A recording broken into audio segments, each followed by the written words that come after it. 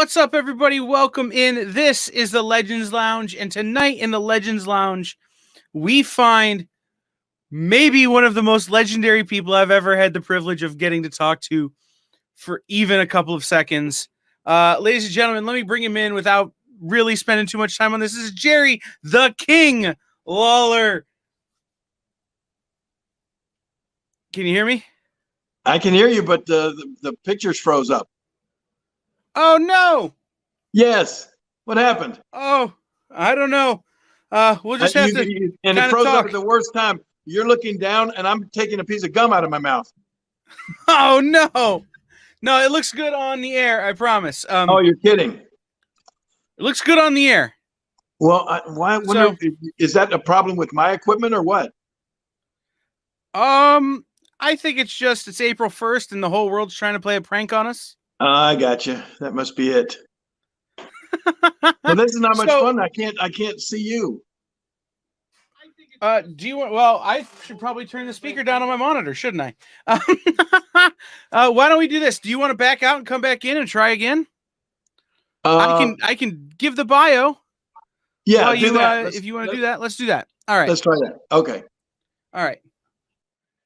Well, the king resets on his end. I will give you the bio on the man, the myth, the legend.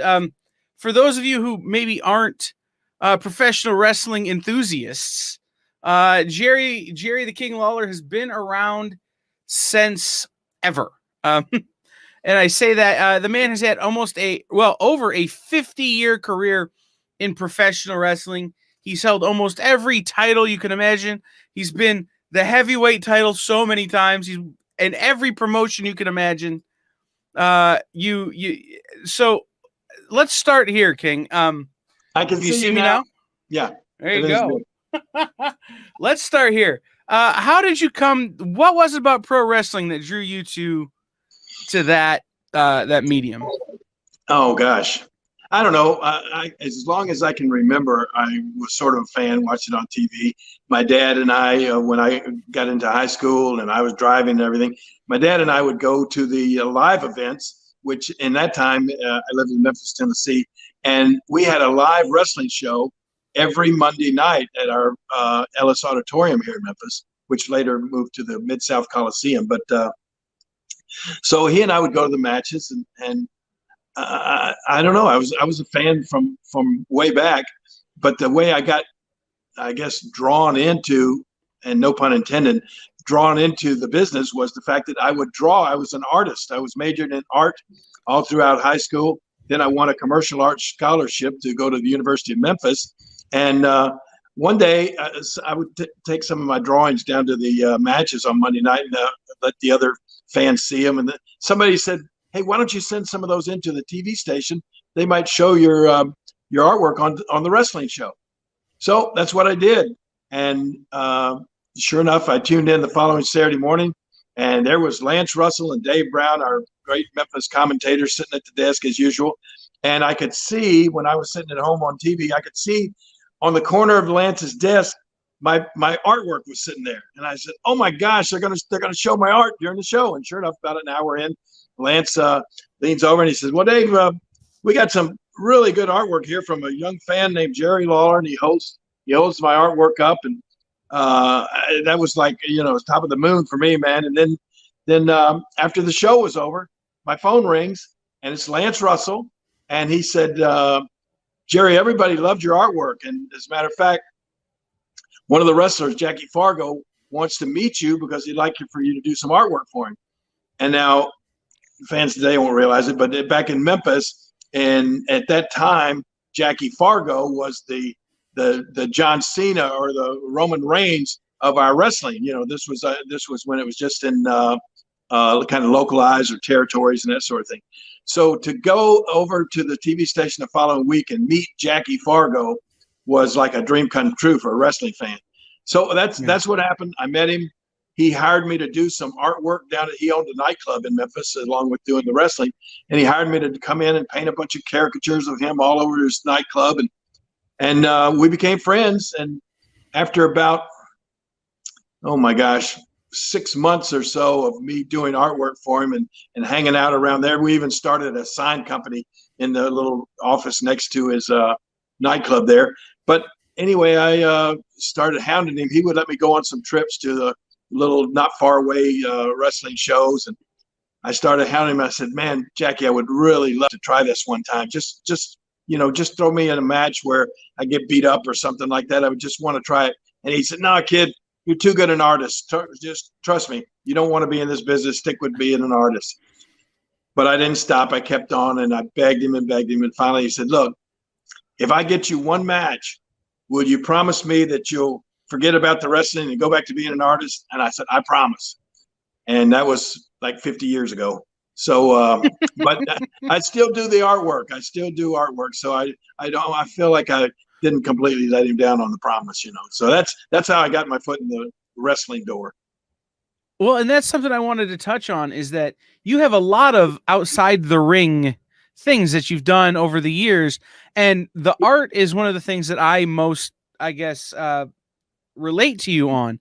Is, I'm not necessarily a great artist, but I do graphic design. But I was right out of high school. I was a All-American powerlifter, All-American football player. I trained to be a wrestler. And when I realized I didn't have what it took to do that, I started working with the guys, designing their merch, designing their, their stickers or whatever, the guys who could do it. And, that led me into graphic design. And so the art, I did a lot of that. I did a lot of that stuff too when I was just young in the business. I would do designs and drawings for the different guys' T-shirts. I actually was the guy. You'd have to still go back a ways to remember this, but I painted the picture of the Ayatollah Khomeini on the Iron Sheik's flag that he used in the WWE. So I've done quite a bit of artwork as well along the way. Yeah, I mean, I was going to talk, like, even recently you were doing design for WWE stuff, some pay-per-view logos and stuff, right? Yeah, I did. Probably the biggest thing I can remember. Did a lot of work when they had the WWE magazine. A lot of artwork for that. I also designed They did a Christmas CD year before last, and I designed the cover for that. And then, Mick Foley's Christmas Chaos book. I did all the artwork for that. So I did back when the WWE had WWE comic books. I did 2 covers for their comic book as well. Yeah, and that's what I want to talk to you about. Is you had a comic book about you, right? They did a Jerry the King Lawler comic book. Oh no, I don't know. Or was that just a cover? Am I misremembering? Yeah, it was you and JR on the. I can remember you and JR on the cover of a book, and I thought it was about you guys, but it may have just been a variant. I don't remember. I don't remember us being on the cover of anything for WWE. But I did. We have a mutual friend, Nick Marucci, and he owns Dynamite, or he's the owner and editor of Dynamite Comics. And I've done some cover work for them. I did a Zorro comic cover and something with the Green Hornet comic, and so I'm keeping my finger in the pie there, so to speak, as far as the artwork goes. So outside of wrestling, we'll come back to that, because I mean that's such a big part of your career. But kind of you well, a little bit. But you did other things. You're a restaurateur. I want to talk to you about the barbecue business a little bit. Man, I just came from my restaurant out in Germantown here in Memphis. Had a half slab of ribs, so good. Memphis is a barbecue city. I mean, they have Memphis in May. All the top barbecue teams come from all over the world to compete in this. I mean, Memphis is known for barbecue, and I promise you, I've tasted them all, and I swear to you, I'm not just blowing barbecue smoke, but the ribs at my barbecue restaurant out in Germantown, are as good or better than any other restaurant here in Memphis. They're awesome. What to you makes great barbecue? What's the thing you look for? Just the taste. I mean, everybody does it so many different ways. I'm not big on what it all looks like or that sort of stuff. I'm just big on the taste. I'm getting a text. Can you tell that came across the No, screen? you're good. Oh, good. Okay. Oh, yeah. I guess it doesn't matter unless it comes across the camera there. Yeah, that's what's great about this software is you get a text, I get a phone call, we're still good. We just keep Okay, rolling. Cool. But yeah, I love Memphis in May. My family does competition barbecue, and my well, there you parents go. took a barbecue pilgrimage to Memphis. I'm like, you got to go to Jerry Lawler's restaurant. You got to go to Jerry's, and they loved it. So, Okay, like, cool. I'll bet they went to the one down. next. I actually have two. I have one in Germantown that is just a barbecue restaurant, and then also I have a restaurant, a bar and grill down on Beale Street, which is right where they have the barbecue fest every year. And I bet that's the one they went to. The barbecue there is great as well, but it's a different kind. Yeah, it's cooked on an outdoor grill there, and that the one in Germantown is cooked on a smoker inside. Nice. I love the fact that so many people in the industry, comic books, wrestling, all that kind of stuff, we have these interests in food. And food is a universal language, right? Yeah, you're right. Got to have it. So, yeah, I mean, it's really a great way to connect people. Look, we're going for barbecue. No, I've never met anybody who goes, I don't want to go for barbecue. Right. Right. Yeah, I was just in my restaurant, and this entire family came in. I mean, there were like, it was more than it was several families actually. 3 women, a bunch of kids, 4 men, and they all just sat down and eating. And I was sitting at a table across from them, and it was so funny. They never even said hi or glanced over anything. So I knew immediately they must have been from out of town. And so I walked over and introduced myself, and the guy looked at all the pictures on the wall, and he said, "Oh, this must be your place." I said, "Yeah." He said, "Where are you guys from?" They were from Terre Haute, Indiana, and they were in town for a baseball tournament. So yeah, it was just it's good. People come from all over in Memphis to sample the barbecue. So, what is away from wrestling? What would you say is the thing that you most look forward to participating in? Is it the restaurant? Is it the art? Is it some of the podcasting you do, some of that kind of stuff? No. Probably the thing I look forward to the most is and it's just starting. We start next week, softball season. I've had a softball team called Lawler's Army for, probably 40 years, and of course the faces keep changing and everything. And I try to keep a bunch of young guys on the team. We won the last 2 years in a row. We won the league and the tournament. So I keep a few. I have to surround myself with really good softball players to so that I don't drag the whole team down. But yeah, I love it. I love softball season. I also have another home in Fort Myers, Florida. I love to go down there and go to the beach and hang out in Florida and tan and all that kind of stuff. But yeah, I still really enjoy getting in the ring and wrestling, and I still do that quite a bit. I got a match coming up Saturday night at the Oman Arena in Jackson, Tennessee. We have a big show at the outdoor ballpark coming up May the 3rd, I believe, up there. So I still get in the ring occasionally. I really still enjoy that.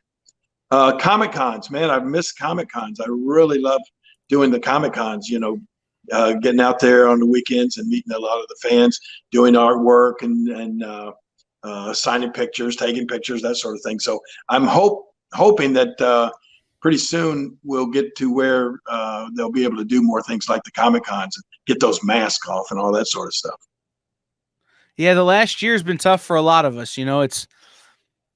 I can say this with confidence. Last year was the first year in the last 20 years I haven't been to a wrestling event. It was the first year I haven't been to a Comic-Con in 15 years. I didn't go to a baseball game last year, and I don't know if I've ever not gone to a baseball game. Yeah, I got to go see softball last year. I got to go see the Minnesota Twins week before last at spring training down in Fort Myers. And you're right, even though they were only allowing about a third capacity of the stadium, it was still nothing like being in a baseball stadium with the fans again and watching a baseball game. I can't wait for that. I'm a huge Cleveland Indians fan. They lost the home opener, not the home opener. They lost the road opener today to the Detroit Tigers 3-2. And so I'm already starting off in a bad mood for my Indians this year, but I follow baseball really closely. I'll watch almost every game if I'm home. Got that baseball package on the TV. That's what was on the monitor before we started talking. It was I have the MLB TV, and I just whatever game's on goes on.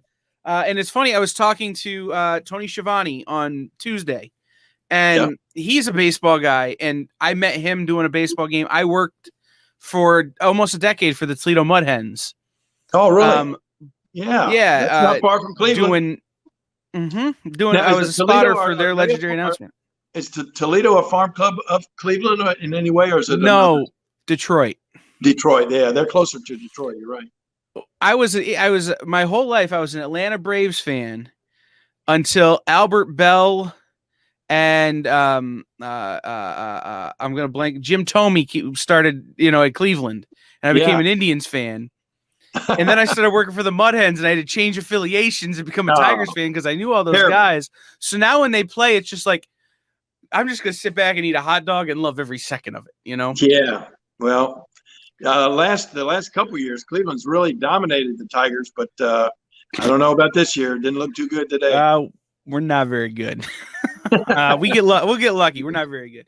Well, unfortunately, go ahead. Go ahead. No. Absolutely, go ahead. No, I was just going to say after my Indians traded away Francisco Lindor and Carlos Carrasco and Carlos Santana, we lost a ton of talent during free agency, and it's sad, really. They're talking about changing the name from the Cleveland Indians. I suggested they need to change it to the Cleveland Cheapskates because they won't. They're not going to spend any money on talent. There are 18 players in the major leagues that each one of those players make more every year than the entire Indians payroll. It's true. So I will say this though. I'm fortunate where I'm at. I can go watch a Mud Hens game, or it's only 2 hours to see a Columbus Clippers game, which is the Indians farm team. Yeah, exactly. And they've got some really great young talent that's just a little young to be playing in the majors, 19, 20-year-old kids that need another year or so, and then they're going to be real special. Well, that's good. So, I've made a couple of appearances at Columbus Clippers games over the years. I used to love it when Albert Bell was there. Remember when they had Albert Bell night and the first 5,000 fans got punched in the face by Albert?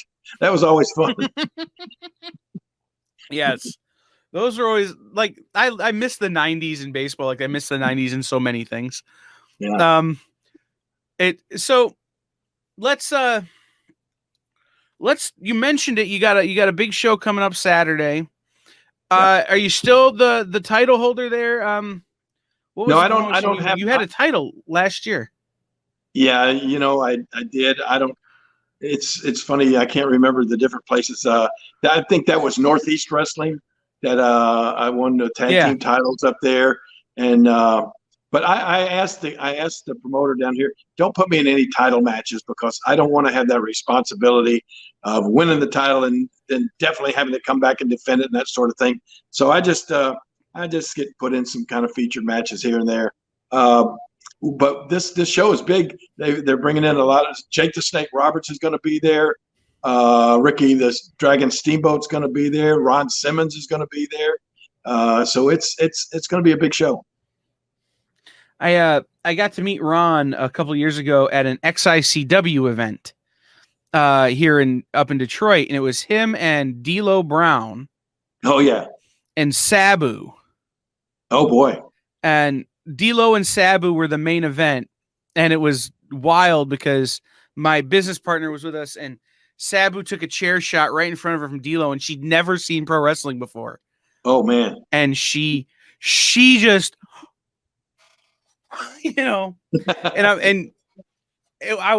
love every second of that, independent wrestling. What about it drew you back into it? I mean, you took kind of a break, from being in the ring for, after you had your health issues there, but how, was that always a goal to stay in the ring as long as you could? No, it wasn't. Well, yeah, it's kind of a goal to stay alive. And while I was alive, I figured that, as long as I'm physically able, I'll still try to compete. But the funny thing was After I had the hang on here, I gotta get rid of somebody. There we go.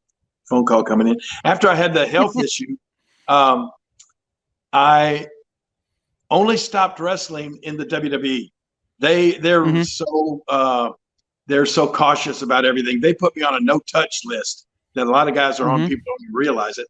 But so I wasn't able to compete anymore for them. But I mean, literally within a month or two after I was out of the hospital with that health issue from up in Montreal, I was back in the ring. I bet I've wrestled, and I'm not exaggerating. I bet I've wrestled. That happened in 2012. I bet I've wrestled, 2,000 matches since then. I love that. Yeah. I love that. I mean, and I love the idea of, a guy like yourself who for so long it was that big right hand, man, that would just put people on the mat and leave them down there. I still love the idea of the kind of the traditional. There you go. The traditional kind of brawler wrestling. And so much of what people tune in for now are the guys who are flying 50 feet through the air and spinning around and all that kind of stuff. And that's cool. But I love seeing guys like you and I got to meet Brutus the Barber Beefcake. Yeah. That are still out there doing the same things they've always done and just keeping that torch alive. For those of us who are kind of cool because there are still fans. There's so many fans that grew up on that, or that was their favorite style of wrestling. But everything changes, society changes, and of course wrestling has changed huge over the years. People's tastes change, and I like you said, I don't have anything against watching guys turn 4 or 5 moonsaults and flips and everything during a match, but I'm like you. I grew up on the brawling, a little more psychological style of wrestling, and I'll always be a fan of that. So, one of the things that maybe people plus the fact that I can't do a moonsault, so I don't want to try to include that in my repertoire. That's fair, but it's I watch wrestling with my grandfather, and he remembers going to the matches at the theaters in Columbus, Ohio, when it was you might still see a guy wrestle a bear, kind of. I've wrestled. I've wrestled a couple of bears in my career. I mean, real bears. He liked to call it redneck wrestling. You never knew exactly what was going to happen, but it was always entertaining, and it's guys just getting in there and doing it, and he would talk about seeing someone like yourself or Bruno Sammartino who would just get in there and it was just locking it up and throwing some people around and having a good old time with it. Yeah. So that's kind of where my love for the sport comes from. Let me ask this. Something people will probably know your face from is the Andy Kaufman feud. That was a big thing. But rather than talk about that, let's talk about reliving it. We're not allowed to say the word feud anymore. In some crazy rules come along every now and then, but somebody, the powers that be, get to thinking that feud's not a good word. Let's don't use that anymore. Let's use rivalry. So now everything's a rivalry. It's not a feud anymore. Well, back then it was, right. or an angle or whatever you want to call it. But let's talk about reliving that time with Jim Carrey in that movie, Man in the Moon. So tell us about the original, how that all came to be there with Andy. I'm trying to get this thing. There we go. I'm sorry. You're good. You're fine. Me all the tell time us. Here. Yeah. Hey, you're a busy man. You want to hear about Andy, or you want to hear about Jim Carrey? Well, tell us how it came to be, and then tell us what it was like reliving it as an actor as opposed to a participant. Yeah. Well, of course, all of this is still available. It's great. One of the great things about the internet, all of this is still available on YouTube. You can go back and search it all out. But yeah, Andy Kaufman at the time in like 1983, he was one of the biggest stars in Hollywood. Well, he was on the biggest show on the television network at the time on ABC. He was on a TV show called Taxi. And Andy was a comedian. He wasn't he was a prominent character on that show, but he didn't like being on that show. He liked doing other things, and he would do all kind of weird stuff. Andy was kind of a weird guy, and one of the things that Andy got in his head was, because he was a wrestling fan as a kid growing up, he wanted to live out what he had seen on TV growing up, being a bad guy wrestler. He was a big fan of bad guy wrestlers. He loved Nature Boy Buddy Rogers when he was a kid growing up. And so somehow when he became a celebrity, he said, I want to live out that fantasy of mine of being a wrestler. But he wasn't physically endowed very much. So he figured, well, I can't wrestle a man, so I'll wrestle women. So that's what Andy started doing. And he went around the country and he was wrestling women on different TV shows, like the Mike Douglas show at the time, Saturday Night Live, a bunch of shows. And people thought it was crazy. People thought it was weird. You know, they come to see a guy stand up and do stand up on the stage, and all of a sudden they drag some mats out there, and a guy comes out dressed in a referee shirt, and Andy starts challenging women out in the audience and offering them $500 if any of them can come up and beat him. So he did that for a while. He got sort of famous for doing that. And finally, I got a call from a friend of mine, Bill Apter, who works for the magazines Pro Wrestling Illustrated back in the day. And he gave me a call and he said, hey, you know who Andy Kaufman is? I said, sure. And he said, well, he's going to call you tomorrow. He's a friend of mine. I gave you your number. I said, yeah, right. Andy Kaufman from the TV show Tax is going to call me. He said, yeah, really. He wants to come to Memphis and he wants to wrestle women in front of a wrestling crowd. He's only done it in nightclubs and on TV, but he's never wrestled in front of wrestling fans. And so that's what happened. Next day I get a call from Andy Kaufman and he explained just that. And I said, man, come on down. This will be awesome.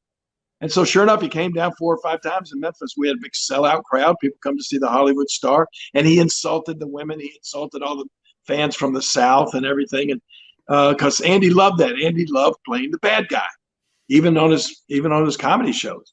So we'd had him 3 or 4 times wrestling different women. And finally I told Andy, actually what I was wanting to do was trying to get the rub for myself off this big Hollywood star. So I told him, I said, Andy, you've gone just about as far as you can go wrestling women. What you need to do is you need to have a match with a man. And he said, oh, no, I can't do that. I'll get hurt. I really not do it. And I said, well, you know what, Andy, I promise you. You and I could have a match. You won't get hurt, and people will love it. And he said, really? So that's how the match came about. And, he knew nothing about wrestling a man. And I did a couple moves on him, gave him a couple pile drivers. And Andy carried it so far that he actually told the referee and everybody that he was hurt and needed to go to the hospital. And I said, oh, my God, no, help him up, get him up, pick him up out of the ring, get him to the back. We had a huge sellout crowd. Everybody's going crazy. And the referee went over to him and said, come on, Andy, let me help you up. He said, no, I need an ambulance. So he insisted. We finally called an ambulance, and Andy went to the hospital and laid there in traction with his neck in traction for 3 days. So it made all kind of headlines, made big news and that sort of thing. And then it led to a few months later, we went on the David Letterman show. And I became the first talk show guest to strike another guest on network TV when I slapped Andy out of his chair. Now it's every night. Yeah, now it's every night. Well, I think what happened, I believe that Jerry Springer must have been sitting in the audience that night and saw this. And he said, hey, that's a good idea. But anyway, that led to then Andy died not long after that. About 6 months later, Andy passed away with cancer. Almost in the year 1999 from 1983, they came up with the idea of making a movie about Andy's life. Danny DeVito and his production company. So they contacted me, and the great thing about the movie Man on the Moon, everybody that was in Andy's life, every real person, they asked to come back and play themselves, or they were in the movie at some point. Everybody that Andy was in Andy's life. But of course, Andy wasn't available, so they hired the biggest actor at the time. In 1999, the biggest star in Hollywood was Jim Carrey. And so they hired Jim Carrey to play Andy Kaufman. And, we had to do all the wrestling scenes and the slap from David Letterman. They even got David Letterman to come back and play himself, him and Paul Schaefer to play themselves in this movie, Man on the Moon. And So I got to slap. I think I slapped Jim Carrey harder than I slapped Andy Kaufman because he had pissed me off a little bit during the making of the movie. So, but anyway, yeah, it was real cool. If you haven't seen it, check it out. It's called Man on the Moon. Then there's another thing that's out there somewhere on YouTube or Netflix or something. I think it's maybe Netflix, but it's a documentary called Jim and Andy: The Great Beyond, and it's the scenes of us making the movie Man on the Moon. Somebody was behind the scenes shooting everything that went on, and it documents all the bad feelings between Jim Carrey and myself, and so that's out there too if you want to watch that. It's pretty cool. Yeah, I love the videos of the original stuff with Andy Kaufman. I never think of Andy Kaufman as a comedian. I think of him as a performance artist. That's exactly everything what he did. He would appreciate was an you. angle. Yeah. Everything he did was a work to steal a turn, from pro wrestling. Everything he did was a work. He was always trying to work an angle. Everything he did was real. And he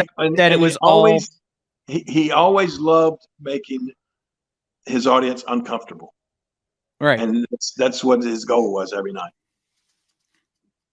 So to stick with the kind of the entertainment part of this, you at some point moved behind the mic and teamed up with the legendary JR and so many other great broadcasters over the years to call wrestling. What's it like? Yeah, calling a wrestling match? Well, when I first started, the way it happened was Vince McMahon was doing the play-by-play commentary, and he was doing it along with Randy Macho Man Savage as the color commentator. And this was during the Monday Night Wars when WWE was battling against WCW every night in the ratings. And they were stealing, WCW especially was stealing a lot of the talent from WWE, hiring them away. And we were getting ready to do a show one Monday night, a live broadcast. And Vince McMahon was walking around going, "Hey, anybody seen Randy Savage? We got to talk over what we're going to do on the show." And their WCW show started an hour before ours at the time. And somebody said, "Ooh, hey, Vince, come here and look at the TV." And you go and look at the TV, and there's Randy Savage. Ooh, yeah. All of a sudden, he jumped ship without telling anybody, and he was on the WCW show. So I'll never forget Vince. His expression on his face never changed. He just looked around and said, "Hey, King, would you mind doing the color commentary with me tonight? But next week I'll have somebody on a regular basis." So that's how I was just kind of thrown in the mix, and I've been doing it for 30 years ever since. What's it like being the color guy on a wrestling match? It's the moves like that these guys are throwing as they're throwing them. Are you thinking about how you would counter? I used to. I said I used to. A lot of these moves nowadays got crazy names. Mauro Ranallo is the best at knowing all the crazy names, the Shining Wizard, Dragon, Super Leaper. Mm-hmm. I mean, all this crazy stuff. I don't know. When he came to WWE, I equated it to having Bob Costas call a ping pong match. Mauro is such an amazing broadcaster. I love working with Mauro. I really did. Hey, on the new WWE 2K20,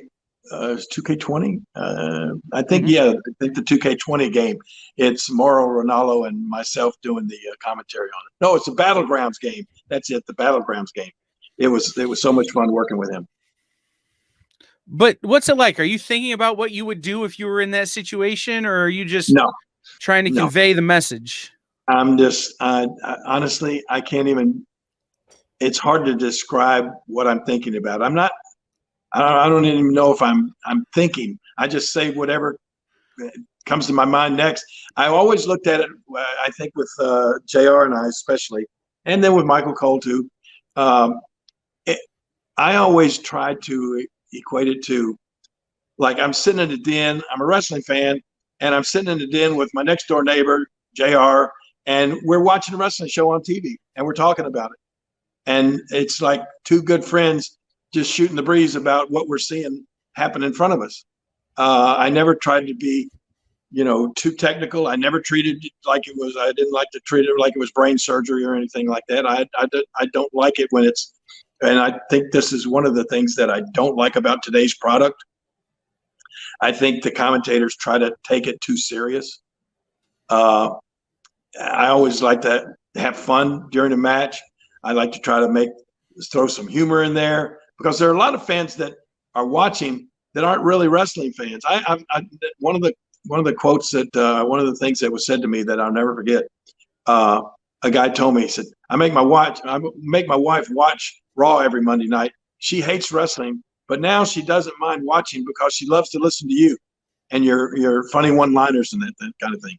So I always thought that, hey, the wrestling was there. You're watching it. You can think what you want to think. But there are, like I said, there's always some fans that are casual fans or not even fans that are watching the show. And I like to try to entertain those people as well. So which do you, this is a bad question, but I'm going to ask it anyway. Which do you prefer? I prefer wrestling more so than commentary. Is that what you were going to ask? Well, I was going to say, which do you prefer, the kind of the entertainment of it, or do you prefer the people who believe the kayfabe? Like, which do you like to play into more? The people who know it's kind of, it's a product out there, or do you prefer the people who are like, it's real to me? Which one is more fun for you? I never think about it like that. I think it's been known as what it is and probably always was. Right. It's been known as sports entertainment for so many years that I guess there may be some people out there that really believe that everything they're seeing is happening. But the funny thing is, everything that they are seeing is happening. That really is the truth. Some things may be rehearsed, or some things may be predictable or I don't know, whatever. But anyway, the moves that you see the wrestlers doing, they're great athletes, and it hurts. Right. It really hurts. And, so that part of it is real. But what I remind people is, I'll have people come and say, oh, man, wrestling, that's all fake. And I say, well, do you like movies? I say, yeah. I say, well, when you see Tom Cruise get shot in the head, do you think he's really dead? No. I say, well, okay. It's entertainment. The wrestling show is just like a movie that you would pay money to go see at a theater. It's just like a soap opera that you're going to watch in the middle of the day. It's entertainment, and even all sports are that way. I mean, let's face it. Football game or the baseball games we're talking about, their primary goal is to be entertaining fans that will come back and either pay money to sit and watch the game, or will buy the extra innings package like you and I do, and pay that money to watch the game, but to be entertained. And wrestling is no different. Yep. I always tell somebody, take a bump one time, then tell me it's fake. It ain't. But for me, I love talking to my friends who are still like, no, we believe that that the guys who hate each other on TV hate each other in real life. We want to believe that. Sometimes they do. For real. I mean, there's one of the things in the wrestling business that I've learned over the years is it's not talked about very much, but there is a ton of professional jealousy. And every wrestler, every one of them that laces up his boots or puts on a pair of tights and steps in a ring, in their mind, they think they're the best. And if they didn't think that, they probably wouldn't be any good. But they think that if I was given the opportunity, if I was in the main event, I would pack this. Every stadium would be packed if they'd just give me that shot. But unfortunately, there's only a certain amount of people that are going to get that top spot. And so a lot of these guys really don't like each other. No, it's true. It's so let's I want to mention a comment we have here. Pat Koala says his wife would watch every week to see what shirt the King was wearing. Let's talk about, Jerry Lawler, the fashion icon, for a second. How did your attire, your whole career has been uniquely you. You've been the King for a long time with the crown and all that kind of stuff. How did you pick your gimmick? Well, you're right. That's the King gimmick started out in about 1974, I think. And then it carried on all throughout the WWE when I first started there. As a matter of fact, there's a show. They've got a new show coming on A&E, In Search of the Lost WWE Memorabilia, where they're going out and trying to find some of this stuff from years and years ago. And one of the things they came to me looking for was the blue and white King's robe that I wore when I first showed up in the WWE, and when I crowned Bret the Hitman Hart right after he won the King of the Ring contest the first time I was on Raw there. So that's the show that's coming up. I think it's April 18th. It starts on A&E Network. It's going to be really cool. But yeah, I showed up there as the King, and I always wanted to go on TV looking royal, so to speak. So I for a long time I would wear the crown and the blue cape, and then I went from that to like a kingly jacket. Once I started doing more commentary, the kingly jacket with the epaulets and all the medals and that sort of stuff on it, and the crown. And then from that, the blinged out shirts came in. Well, I tell you, even before, a lot of people don't realize this. I own about 6 or 7 of the real wild way out shirts that The Rock used to wear. You remember The Rock when he used to wear these crazy looking satin shirts? Mm-hmm. Well, when The Rock left, he left about 10 of these shirts in the wardrobe area. They didn't belong to The Rock. They belonged to WWE or wardrobe or whatever. But anyway, after he left, one day one of the wardrobe ladies came to me and said, "Hey, we're going to throw some of this stuff out, King, but these shirts, have sort of a royal look to them. Do you want them?" And I said, "Well, yeah, if you're going to just throw them out, I'll take them." So I started wearing shirts that Rock had worn. I mean, I like that's where the fancy shirts came into play.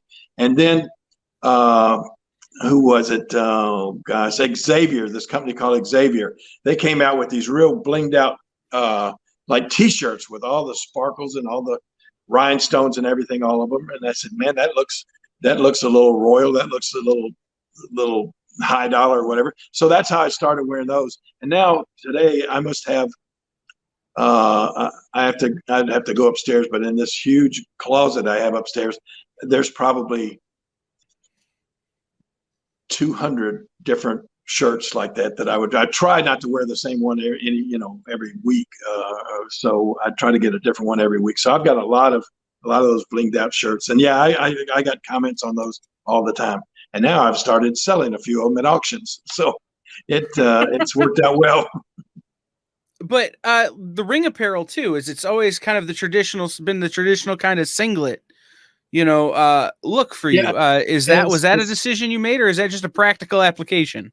No, that's a decision. It's so funny that we're talking about that. Those came from way back. There was a company called Carl and Hildegard that before the WWE had their own wardrobe department. These people literally made 90% of wrestlers' outfits in the business. And the top that I wear with the singlet is actually called a Tarzan top. And I don't know, when I'm just looking through their catalog back in the day, and I saw that top, and I didn't think of I didn't know anybody at the time that was wearing that. So I just started wearing that. And then, of course, from that, the strap came down and all that sort of stuff. You know what? Hang on. Talk to the people for 1 second. It's just right over here. I'm going to reach over and grab something. I want to show you this. All right. We're gonna get a special look here from the King. If you have any questions, we've got a few minutes left with him. Put them in the comments right now for when he comes back with this really cool special look we're gonna get here. But if you have questions, put them in the comments right now. All right. Look at this. This just came in the mail. This just came in my mail yesterday. So this is pretty cool that we're talking about this. This is a new Tarzan top that I ordered from Carl and Hildegard. There's the great tag, Carl and Hildegard, K&H. And it's brand new Tarzan top. It just came in. And every time they send out an order, they send you a new catalog with all of their stuff. And the great thing about this, they take the number down. You can call them and order all kind of cool wrestling gear, masks, anything, robes. But look at, I mean, these are the exact same drawings or of their merchandise that they've been using for like literally 50 years. And if you look inside, let me go, let's find here. Yeah. There's my old, over there on the far end right there. There's the Tarzan Tops. See it? That's amazing. You can order referee shirts, all of those different tops, the Butcher top, the Tarzan top. And then, of course, I mean, like this looks the same way. This is the same catalog that wrestlers used literally back in the 50s. This family has been doing wrestling, making wrestling gear for maybe 70 or 80 years. This is amazing. This is awesome. Yeah. Like, so they're still around. Some things should never change, and this is one of them. That's one of them. Carl and Hildegard. I love that. So let's talk about superheroes. You've shown it. It's been on your hand a couple of times. We've seen it. You got the Superman ring. Yeah. Seen it a couple of times on the hand. So how did you become interested in superheroes? Wait, are we backwards? Am I backwards? Maybe. Oh, it reads right. Oh, it does? On screen, it reads right to left. Yeah. Okay, cool. That's good.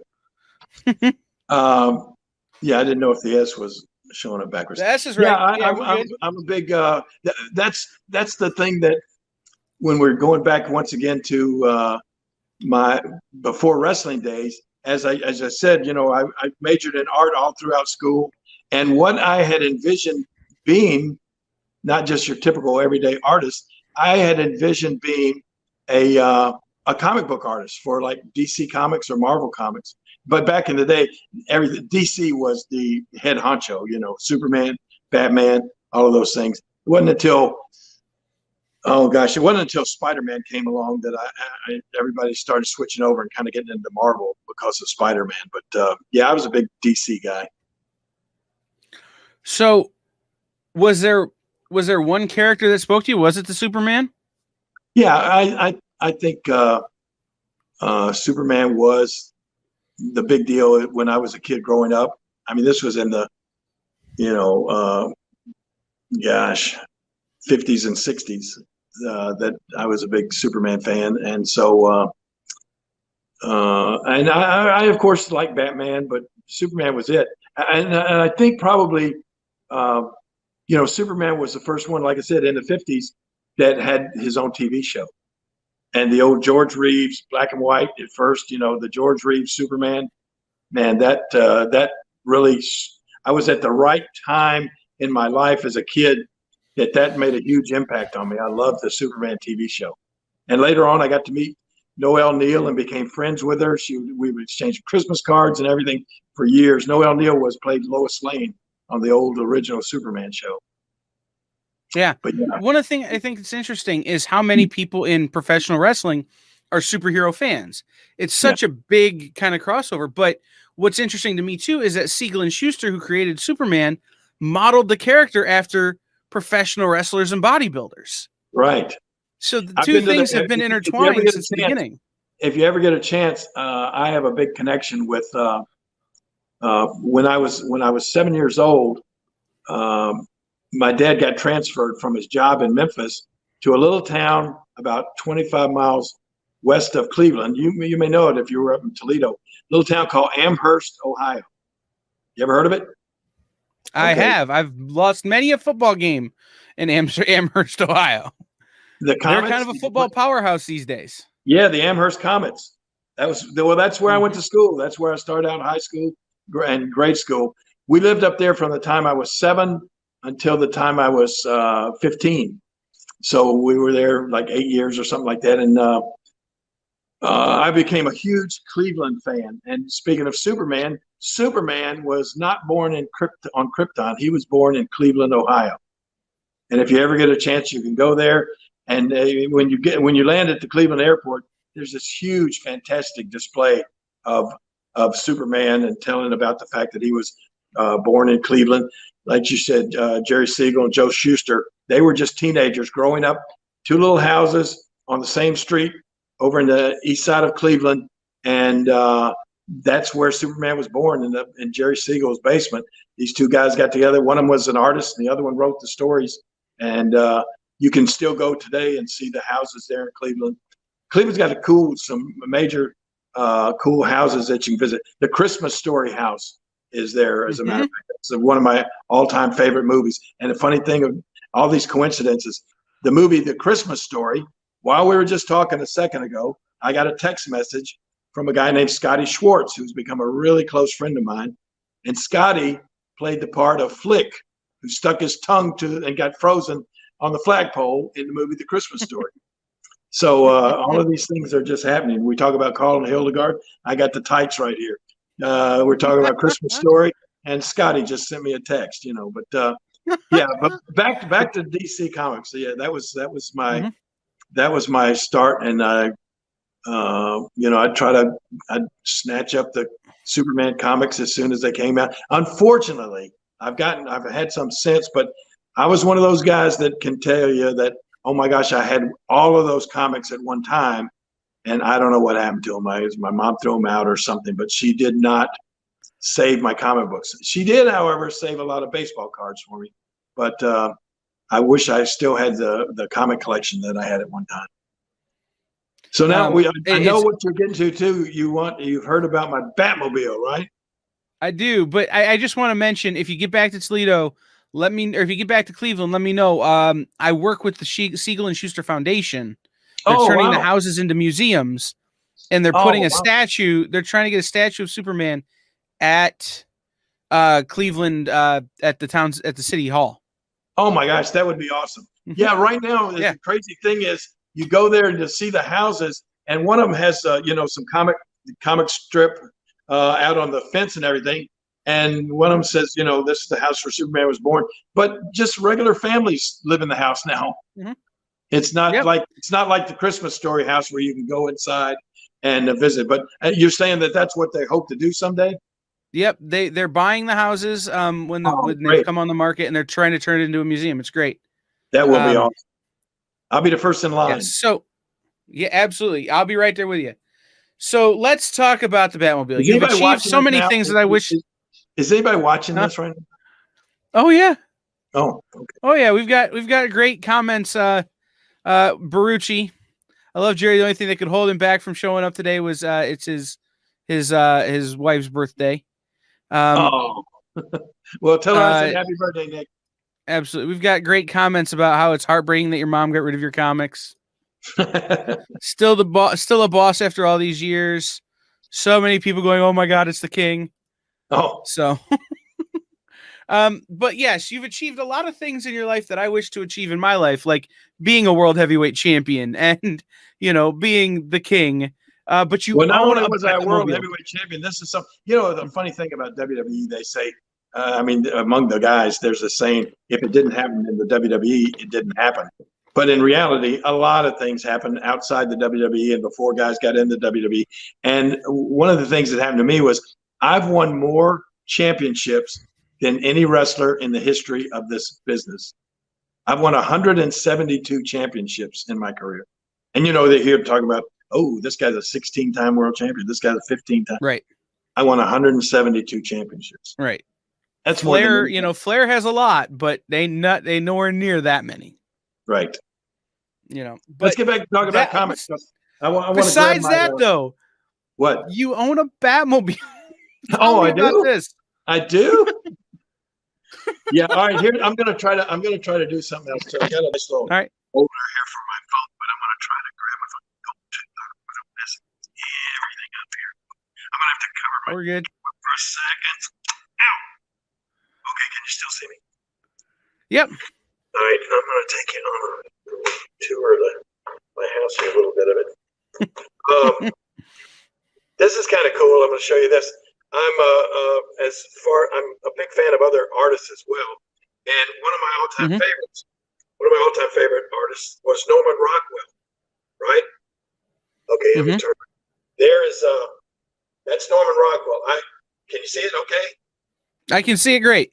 Okay, I drew that picture of Norman Rockwell. So this is some That's of his, awesome. This is some of Norman's work.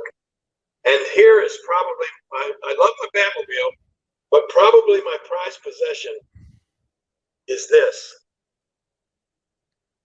That's a Norman Rockwell original, done by Norman Rockwell in 1935. Wow. See that signature there? Wow. Yeah, that's an original. That's so cool. Piece of Norman Rockwell's work right there. And he did, of course, all sorts of Saturday Evening Post covers. Mm-hmm. But anyway, that's probably the coolest. It's the most expensive piece of stuff that I have. Okay, we're going to a little dark place here. Let me get us out of here. I have to turn off. We're about to enter the bat cave now. Hang on. My alarm just came up on my thing. Said somebody. Okay. All right, are you ready? Yes. Okay. Oh my gosh. Yeah, this is just a little bit. Oh wow.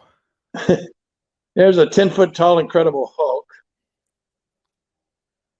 There's George Reeves. That was my original Superman hero right there. There's another Superman. Adam West, who was I'm a big fan of, and I did a TV show with him, and he's the reason that I became a fan of this. Oh. Can you see it okay? That's beautiful. I can see it. I can see it. I'm just taking it all in. Well, we need a couple hours. We need a couple hours to take it all in. Hang on. Somebody else is calling me. Okay, there we go. There's a little bit of my Superman collection. Down here, this is a piece of Superman's actual cape from the 1950s TV show. Oh, wow. Yeah. There, right there is a picture of, that's me and Noel Neal, Lois Lane from the TV show. Oh, yeah. All sorts of stuff here. Let's see. More old TV stuff. Do you remember what Superman looked like when his secret identity?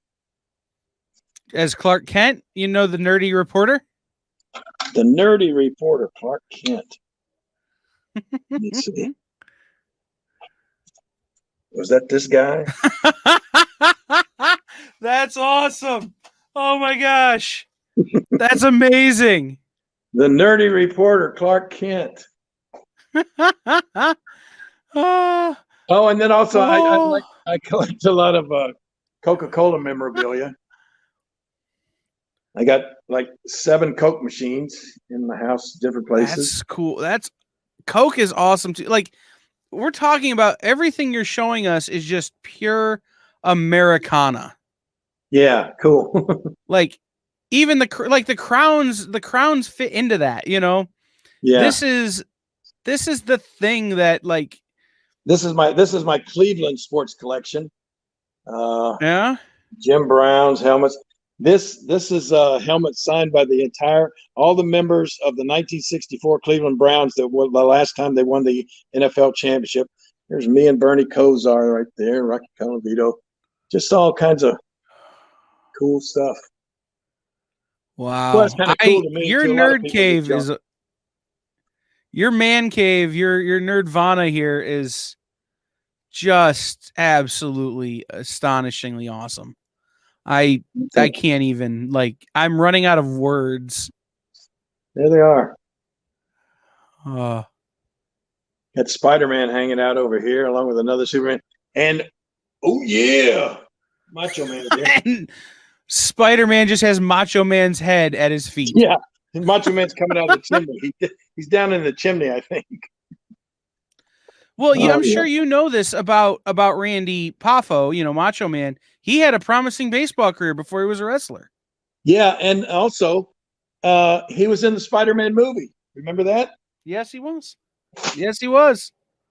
That's who Tobey Maguire. Mhm. I'm loving my Clark Kent outfit. I think I'm going to leave that on for a minute. I think you should. That's a great look. We have a comment. Where did Jerry go? There's another Dark Knight there. Deadpool. I just watched Deadpool 2 the other day. So good. I forgot how good the Deadpool movies were. And you know what else Absolutely. I watched? You know what else I watched yesterday and was so great? Ted 2. You remember that? Okay. Yes. Movie about the little bear and everything. Here's there's some championships. This is my AWA World Heavyweight Championship I won in 1988. Me and Bill Dundee won the AWA World Tag Team titles. This is a world title that my son Brian won up in the WWE or WWF at the time. Memphis Legends title. Oh man, all this all kind of junk. Oh, My super tanning bed. that was the Superman tanning bed. Superman would have had one too, but it had to have the yellow bulbs so you get the power from Earth's sun. Right. There's the sign. That's signed by Jerry Siegel and Joe Shuster. You can see that right there. See their autographs? Oh, that's so cool. Yeah. I am not often at a loss for words,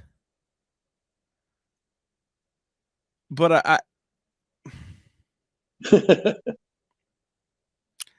This is a great fun thing right here too. This is my. I really turn this baby on. This is a vintage Hulk pinball machine. that's the Lou Ferrigno machine, right? Well, it doesn't actually. It was from the time of the Incredible Hulk TV show. Yeah. Oh yeah, this Yeah. is. Oh man. Or it may have been even before that. I'm not sure, but it's. No, I think it came out right about the same time as the Lou Ferrigno show. Yeah. I'm a little bit of a pinball nut myself. Are you really? Yeah, well, and it's funny. One of the people who is part of this network that we're on here has a pinball arcade in his store. Oh, no kidding. Mm-hmm. Oh yeah, that's an old Gottlieb machine. Oh my gosh, I can't play with That's it. about the right era. Oh no! Oh man. So I can't use my other hand. We're running a little short on time. But I want to ask you. Nick said you're doing a Vampirella. I'm doing a Vampirella. Yes, I'm going to work on a Frazetta-esque Vampirella. I got her over there, see her? Yeah. That's the iconic Vampy too. Oh, yes, it is. I love that. Well, Frank Frazetta, who I was very fortunate. Wrestling has opened so many doors for me. I was very fortunate to meet and get to go to the house of and become actual friends with. I'm going to change to Superman here. Become friends with Frank Frazetta through his son, Frank Jr. And so I'm going to do a Frazetta-esque Vampirella cover. So cool. Say goodbye to the Batmobile. Oh, I don't want to. I want to ride in it. Yeah, it's I mean, I'll take it out, man. It's getting springtime. I'll be taking it out here soon. What are the looks like when you roll by somebody in that thing? The best. Do the jaws just hit the ground? Yeah, they really do. They really do. Hang on it there. Yeah, you're fine. Yeah, you gotta get the hat back. I didn't want to let anybody see me with I didn't want to see my hair today. I haven't done my hair yet. Well, I'm lucky. I don't have any anymore, so it's not a big deal for me. But so is that something? Is that going to be a cover, or is that just a piece you're doing just as a? No, it's probably be a variant cover. All right, we'll be watching for that from Dynamite over there. That'll be super cool. All right, man. If we've been doing this for an hour, DC were to I know call, we got to be running short on time here. we are. My last question is this: if DC were to call you up and say, "Hey, need you to put down being in the ring, need you to put down professional wrestling. We want you to come and work on Superman." How quick is the yes? No, it'd have to be a no. Really? Yeah. I found out I've just never had, and Nick will attest to this, I've never had the discipline to deal with the deadlines that the comic book industry has. And I think he'll tell you also that that's probably the biggest problem that that the comic book industry has is deadlines not being met by artists and writers. It's tough. Mm-hmm. It is tough, but I just imagine if they say, "Hey, come paint us a cover." I would definitely do that. I would definitely be in for doing a Superman cover without a doubt. Well, we're gonna put that out there into the ether. It's not like we know a few people. We'll see if we can make it happen. Sounds good. Before we run out of time, tell people where they can follow you on the social medias, where they can support you on all the stuff. Instagram is Real Jerry Lawler. Twitter, which is my favorite thing on earth, is @Jerry Lawler. And then my website is KingJerryLawler.com. And then if you're in Jackson, Tennessee, or in the nearby vicinity, you need to get to this event this weekend, right? Absolutely. Saturday night, 7:00. Like I said, it's Oman Arena, which is it's actually a little bit of miniature version of our Mid-South Coliseum that we have here in Memphis. It seats about 8,000 people. It's a domed stadium. It's really, really cool.